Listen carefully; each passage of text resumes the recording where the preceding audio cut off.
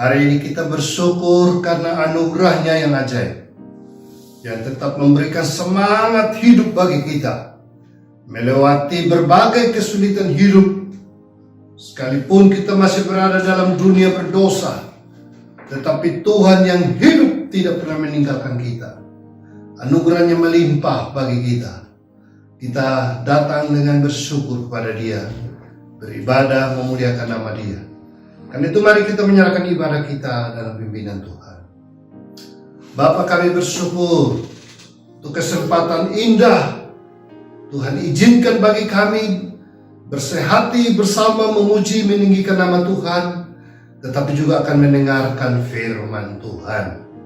Dimanapun kami berada, kami tetap berkomitmen untuk beribadah kepada Engkau, memuji meninggikan nama-Mu, nama di atas segala nama, nama yang berkuasa di langit dan di bumi, memberikan kekuatan dan penghiburan bagi kami. Karena itu Bapa, ibadah kami pada hari ini dari awal sampai akhir kiranya boleh jadi di dalam nama Bapa, Putra, dan Roh Kudus. Amin.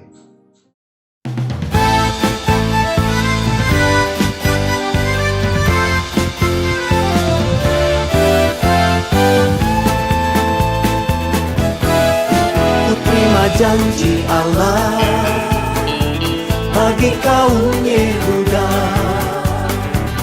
umat yang berdoa,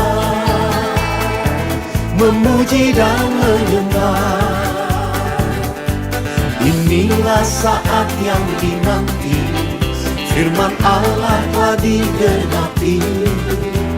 Kulihat penuaian terjadi yang melanda seluruh bumi. Tuhan memberiku kegirangan dan sukacita melimpah.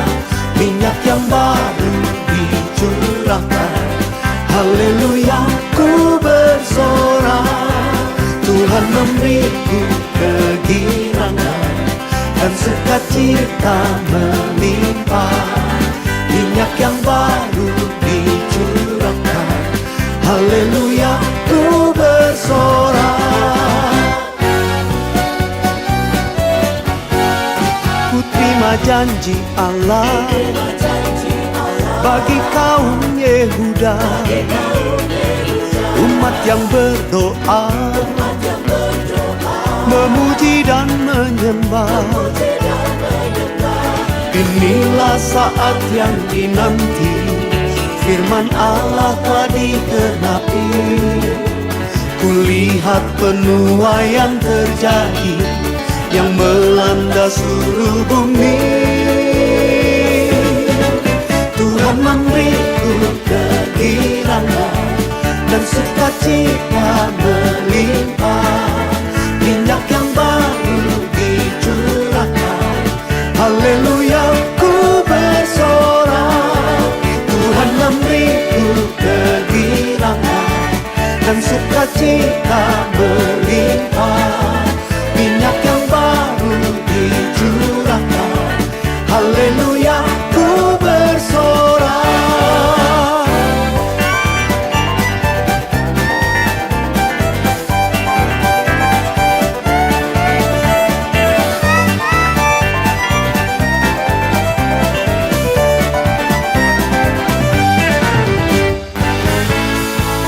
Tuhan memberiku kegirangan dan sukacita melimpah. Minyak yang baru dicurahkan, haleluya ku bersorak. Tuhan memberiku kegirangan dan sukacita melimpah. Minyak yang baru dicurahkan, haleluya ku bersorak. Haleluya ku bersorak. Haleluya ku bersorak.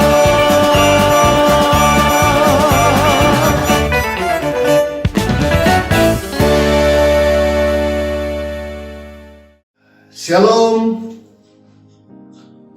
Hari demi hari boleh berlalu, Dunia boleh terus berubah dengan berbagai dinamika kehidupannya. Tetapi kita percaya bahwa Allah kita tidak pernah berubah. Ibrani pasal 13 ayat 8 mengatakan bahwa Yesus Kristus tidak pernah berubah. Dulu, sekarang, sampai selama-lamanya. Karena dia tidak berubah, maka perhatiannya, pertolongannya, kuasanya, berkatnya itu selalu tersedia juga bagi kita semua. Kita semua sudah mengalaminya sampai pada hari ini, bukan? Yang diharapkan Tuhan bagi kita, karena dia tidak berubah, kita juga tidak boleh berubah dalam hal kesetiaan kita kepada Tuhan. Tuhan mengharapkan kita tetap setia dalam hidup ini. Ada pujian yang mengatakan bahwa ku tak membawa apapun juga saat ku datang ke dalam dunia ini. Saatnya ku tinggalkan semua, dan inilah yang aku punya, yaitu hati sebagai seorang hamba yang mau taat dan setia. Itulah yang kita punya.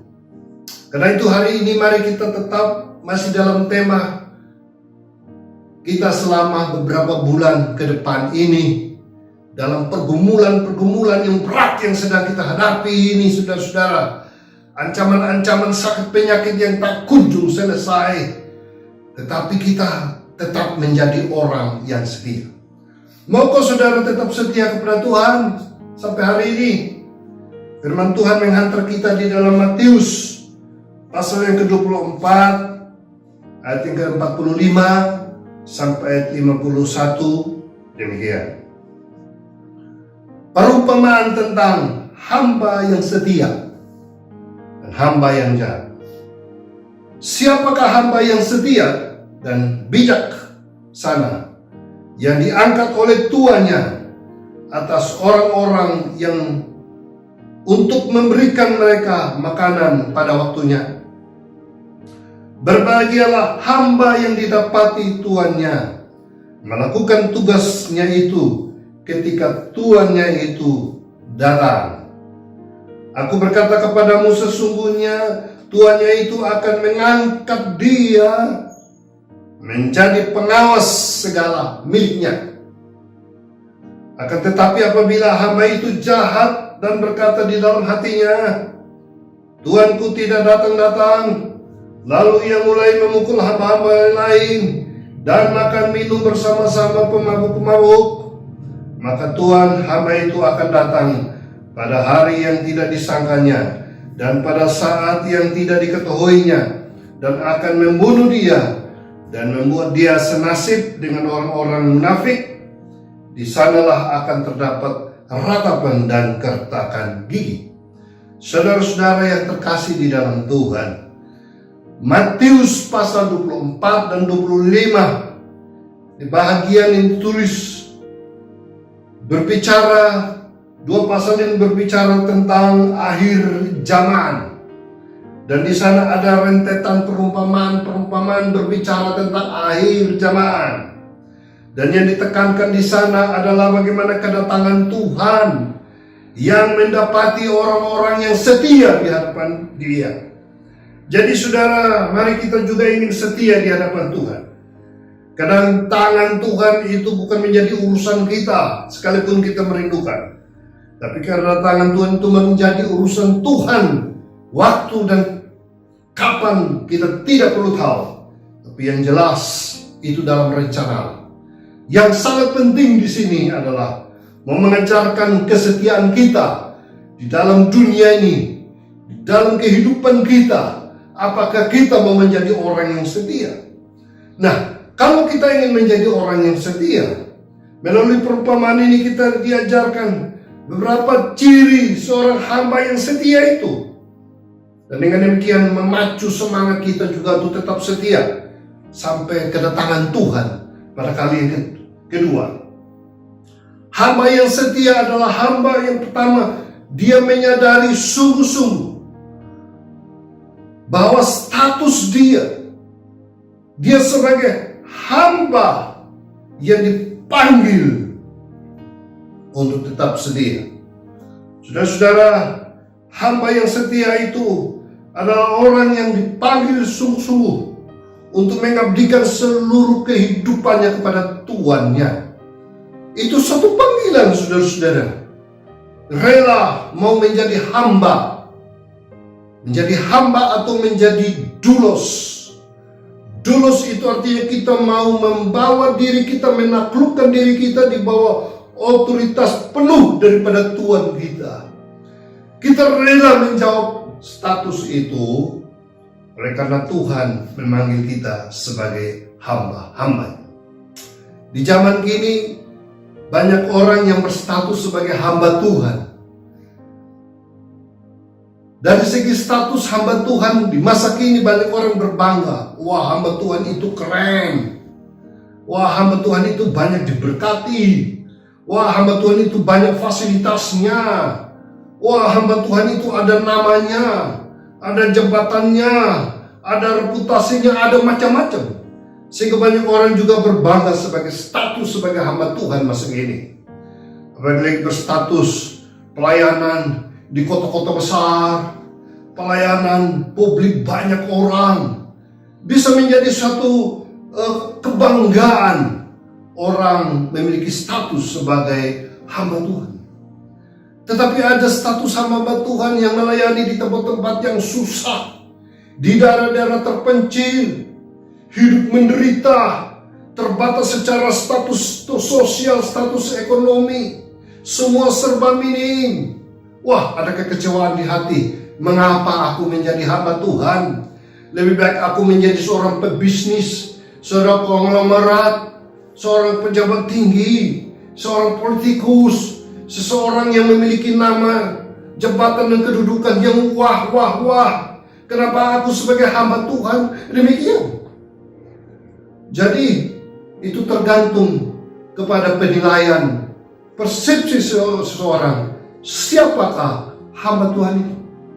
Tapi untuk kita belajar di sini yang dituntut adalah seorang hamba Tuhan adalah orang yang terpanggil sungguh-sungguh di hadapan Tuhan untuk mengabdikan seluruh kehidupannya kepada Tuhan. Ini suatu panggilan yang mulia sebenarnya, bahwa kita dipanggil menjadi seorang hamba yang melayani. Kalau belajar tentang konsep hamba yang dipaparkan oleh Paulus dalam seluruh perjanjian baru, maka dia berstatus sebagai seorang hamba yang tunduk di bawah otoritas Tuhan Yesus Kristus yang telah mati di kayu salib, yang menyerahkan hidupnya, yang telah menebus dosa-dosanya, dan rela menghamba kepada satu pribadi, yaitu Yesus Kristus Tuhan di atas segala-galanya, dan sebuah kehormatan menjalani status sebagai seorang hamba Tuhan Yesus Kristus. Apakah saudara berbangga dengan status itu? Kita semua dipanggil untuk menghambakan diri kita di bawah kekuasaan Tuhan Yesus Kristus yang punya kuasa di sorga dan di bumi ini. Dan itu menjadi kekuatan kita. Kita adalah hamba Tuhan Yesus Kristus. Seorang hamba adalah hamba menyadari statusnya demikian. Panggilannya sebagai seorang hamba yang melayani. Yesus memberikan style hidup sebagai seorang hamba. Aku datang bukan untuk dilayani, aku datang untuk melayani. Anak manusia datang untuk memberikan nyawanya bagi tebusan bagi banyak orang. Hamba sebuah status untuk melayani. Ciri kedua seorang hamba dari perumpamaan yang kita pelajari tadi adalah hamba yang setia, itu melakukan tugas yang dipercayakan kepada dia. Tugas yang dipercayakan kepada dia. Sebagai hamba Tuhan, sebagai anak-anak Tuhan, apa tugas yang Tuhan percayakan kepada kita? Kalau bagi seorang pengkhotbah, kalau bagi seorang pendeta, tugas yang dipercayakan bagi dia, seorang gembala mengembalakan jemaat, seorang pendeta menyampaikan kebenaran firman Tuhan, mengejarkan kebenaran firman Tuhan. Seorang pelayan melakukan apa saja demi kemuliaan nama Tuhan. Hamba menerima tugas dari Tuhan. Dan sebenarnya kita semua berstatus sebagai hamba Tuhan Yesus Kristus, hanya dalam tugas kita yang berbeda-beda. Mungkin dalam rumah suami juga sebagai hamba Tuhan bagi keluarganya.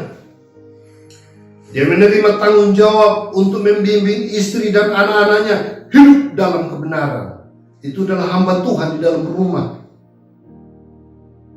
Mungkin di tengah masyarakat kita menjalankan tugas dan tanggung jawab kita melakukan sesuatu untuk memberkati banyak orang.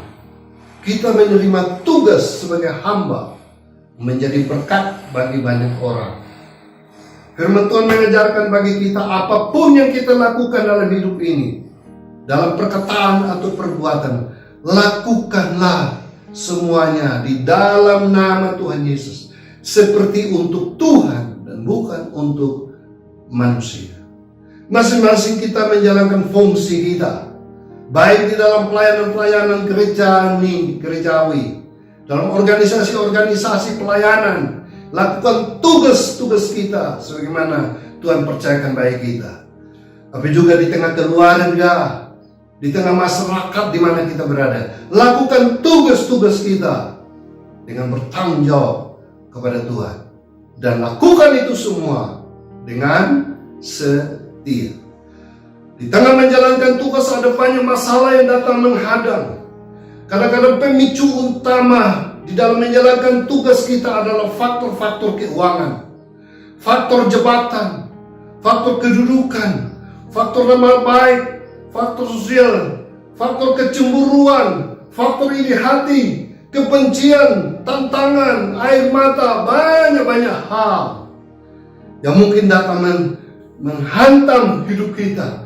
Kita ingin tinggalkan jabatan-jabatan tugas-tugas kita dan tidak menjadi setia lagi. Apakah kita akan menjadi hamba yang setia? Apakah sebagai seorang suami menjadi hamba yang setia dalam keluarganya? Apakah sebagai istri menjadi hamba setia di dalam rumah tangganya? Apakah menjadi anak-anak yang setia? Apakah kita bekerja di dalam perusahaan, bekerja di dunia-dunia pendidikan, bekerja di dunia-dunia sekuler, apa saja yang kita lakukan? Apa kita lakukan semua dengan setia, dengan pertanggungjawaban kepada Tuhan? Atau kita lakukan dengan kekuatan diri kita sendiri dan akhirnya kita gagal menjadi hamba-hamba yang setia? Hamba yang setia, dia melakukan tugas-tugasnya dengan tetap bertanggung jawab kepada Tuhan, apapun resikonya, apapun masalah yang sedang dihadapinya. Ciri yang ketiga dari perumpamaan ini, hamba yang setia adalah hamba yang melakukan tugas-tugasnya didukung nilai-nilai moral berdasarkan firman Tuhan. Nilai-nilai moral yang baik, nilai-nilai moral berdasarkan firman Tuhan. Kalau di perumpamaan tadi, hamba itu dia tidak bertanggung jawab, dia memukul hamba-hamba yang lain. Hamba itu jahat dan berkata dalam hatinya, Tuanku tidak datang. Lalu dia mulai memukul hamba-hamba lain dan makan minum bersama-sama pemabuk-pemabuk. Dan saudara lihat di sini bahwa dia tidak bertanggung jawab secara moral lagi kepada Tuhan. Kecenderungan banyak orang yang tidak setia, oleh karena mereka lebih cenderung mengikuti emosional mereka, mengikuti hawa nafsu mereka, mengikuti keinginan daging mereka, mengikuti kepentingan diri mereka. Mereka lupa bahwa mereka bertanggung jawab kepada Tuhan, juga bertanggung jawab kepada sesama. Kita sebagai makhluk sosial yang harusnya saling menghormati, saling menghargai. Dan kita sebagai hamba-hamba Tuhan, hamba-hamba yang setia bertanggung jawab kepada Tuhan. Jadilah hamba yang setia. Setia di dalam menjawab panggilan Tuhan bagi kehidupan kita. Setia di dalam menjalankan tanggung jawab kita selama di dunia. Bahkan setia dengan nilai-nilai moral yang diajarkan oleh firman Tuhan. Tetap mengasihi dan melayani sesama kita. Itulah 3 ciri hamba yang setia. Tuhan mencari saudara dan saya. Tuhan membutuhkan kita sebagai hamba-hamba yang setia. Perumpamaan ini disajikan supaya kita siapkan hidup kita. Karena ketika Tuhan datang nanti, Dia tidak mencari apa-apa dari kita. Dia tidak menanyakan hartamu berapa banyak di dunia ini. Dia tidak menanyakan apa yang kau dapatkan di dalam seluruh dunia ini. Tapi Dia mencari hati kita. Apakah kita masih memiliki hati yang setia ataukah tidak? Tuhan memberkati kita sekalian. Amin.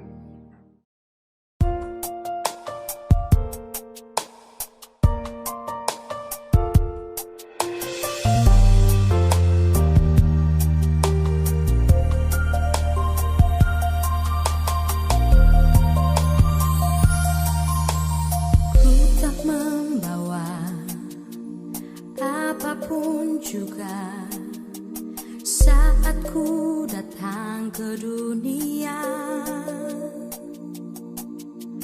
ku tinggal semua pada akhirnya saat ku kembali ke surga. Inilah yang ku punya, hati sebagai hamba yang mau taat dan setia padamu Bapa. Kemanapun ku bawa, hati yang menyembah dalam roh dan kebenaran sampai selamanya.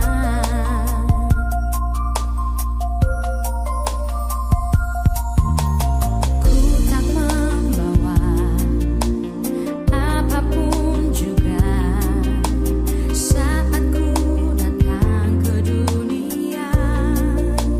Oh, ku tinggal semua pada akhirnya saat ku kembali ke surga.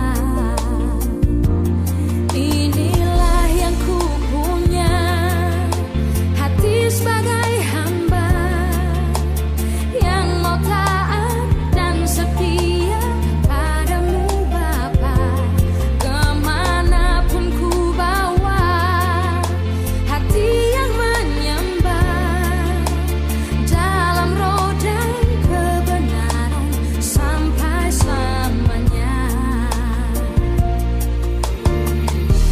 Bagaimana ku membalas kasih-Mu? Segala yang ku punya itu milik-Mu, itu milik-Mu.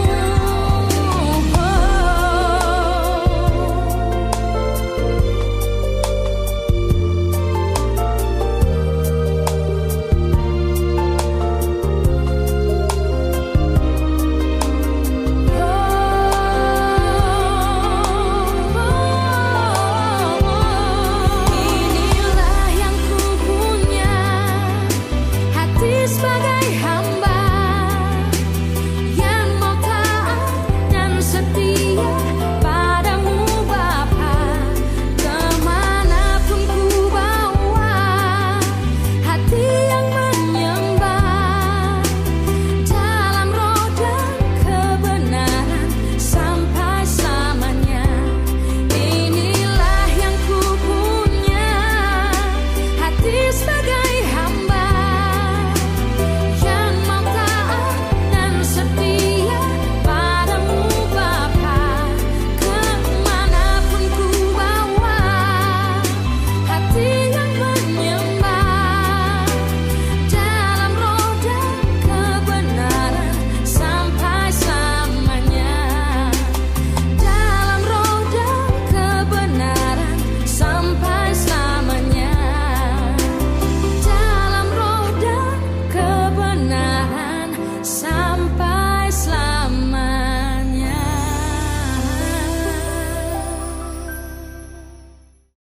Kita berdoa, ya Tuhan, inilah hidup kami.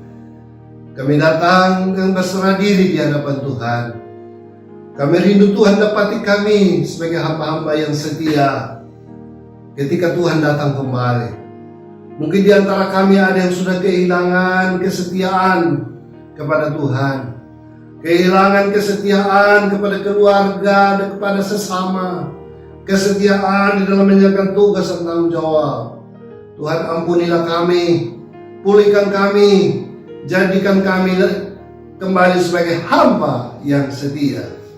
Terima kasih Tuhan, dan kami jalani kehidupan ini bersama Tuhan, melewati tantangan demi tantangan, air mata demi air mata, kesulitan demi kesulitan, tetapi Tuhan tidak tinggalkan kami. Perkenankanlah Tuhan, mujizat masih ada dan itu terjadi bagi setiap kami yang membutuhkan kesembuhan, membutuhkan pertolongan, membutuhkan penghiburan dan kekuatan daripada Tuhan. Solusi-solusi dalam pergumulan hidup kami, ada masalah-masalah ekonomi, masalah-masalah pekerjaan, masalah bisnis, apapun juga, kami berdoa di dalam nama Tuhan Yesus.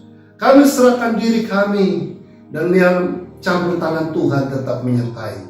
Pulihkan kami Tuhan, biarlah ada damai, ada sukacita, berkat Tuhan yang tetap melimpah bagi kehidupan kami.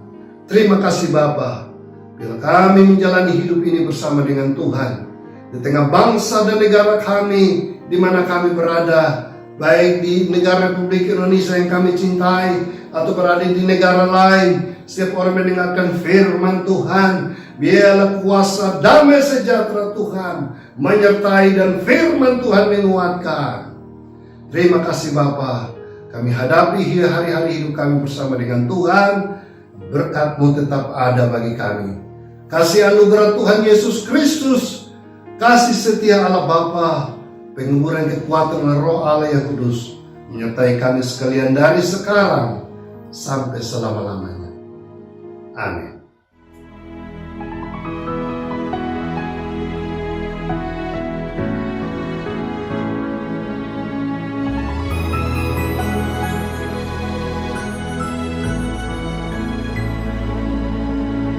Kau Tuhan jadi andalanku, hanya Kau Tuhan yang ku percaya.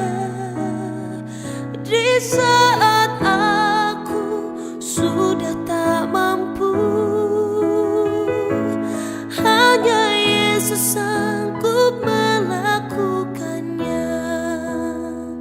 Aku percaya ada mujizat,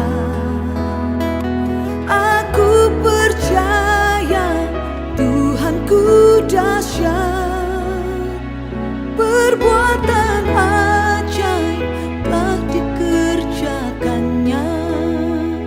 Aku percaya ada mujizat.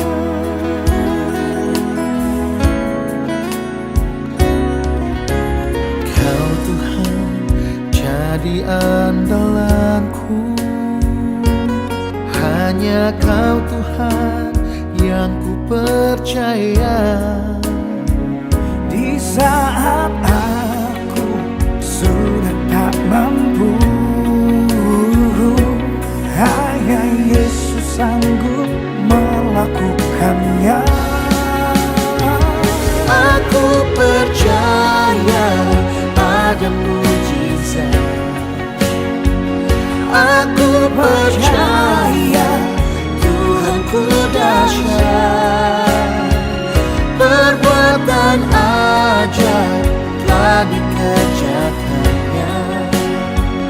Aku percaya ada mujizat, aku percaya ada mujizat, ada mujizat. Aku percaya Tuhanku dahsyat, perbuatan ajaib telah dikerjakannya. Aku percaya